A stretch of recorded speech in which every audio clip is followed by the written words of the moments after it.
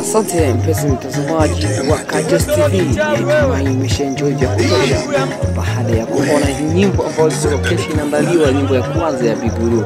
Bwana, mimi ni Juma Ramadhani kutoka Kajos TV na nakuja kupasha ile location. Siku hiyo bwana ilikuwa ni shida sana. Bwana Tolo alikuwa location na Biguru kwa ngoma yake ya kwanza baada ya kutoka jela. Unajua ni kipi ambacho kilimpeleka jela? Achana na hiyo story. Bwana, siku leo tupo location kama unavyoona hapo kwenye screen yako au kwenye simu yako ya Biguru akimshirikisha Frank Swan Mr. Walimwengu. Ni mtu ambaye anafanya vizuri na collab zao za watu wawili ni collab ambazo zinakuwa zinafanya vizuri hapa nyumbani, zinakuwa zinakimbiza sana kivile. Ukiangalia ngoma yao ya kwanza walipiga Walimwengu, ni ngoma ambayo ilitrend sana, ilipendwa na kila rika, maana ilikuwa ni nyimbo ya maadili ya mbembe na Mwafrika. Bwana, baada ya hapo ilikuwa ni ngoma Frank Swan akimshirikisha Biguru Walimwengu. Baada ya hapo Biguru akaona sio vema akamshirikisha naye Frank Swan, ngoma inayoenda kwa jina la Unagana Jambo. Ni ngoma ambayo ilitrend sana na kufanya vizuri na kuweka na kurudisha Frank Swan kwa nafasi ya juu kwenye muziki wa hapa kwa Tunyaru. Vile vile Biguru alitulia sana kwa muda mrefu, lakini tena wanakuja kuachia kolabo baada ya Biguru kutoka jela. Frank Swan ameshirikishwa na Biguru kwenye kolabo hii. Ni ngoma ambayo itakuja kimbiza hapa kwa sababu kila mtu anatamani aweze kuiona, kila mtu anatamani aweze kujua ni story gani ambayo ndugu yetu ametoka nayo jela. Vile vile kwenye ngoma hii hapa aliona sio vema, akaamua kuchukua madensa mbalimbali kama unavyomuona Bakaila yuko hapa.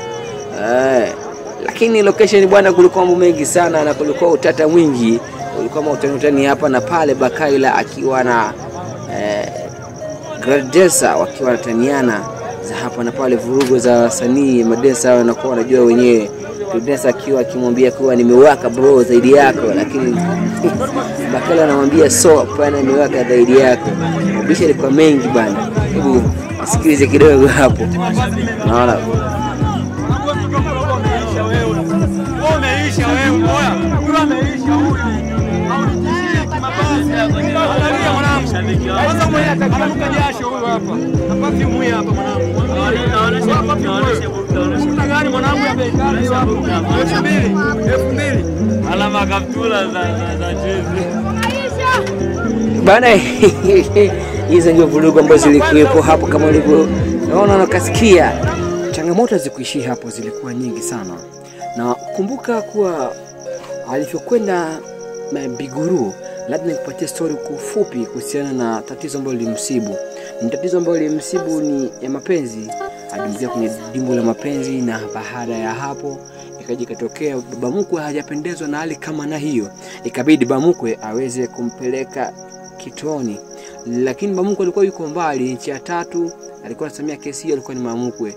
Na baada ya hapo ikabidi kesi hiyo familia irudishe nyumbani na kuangalia moja mbili tatu gisi inaweza ikakabiliana na hiyo tatizo na iweze kuisha.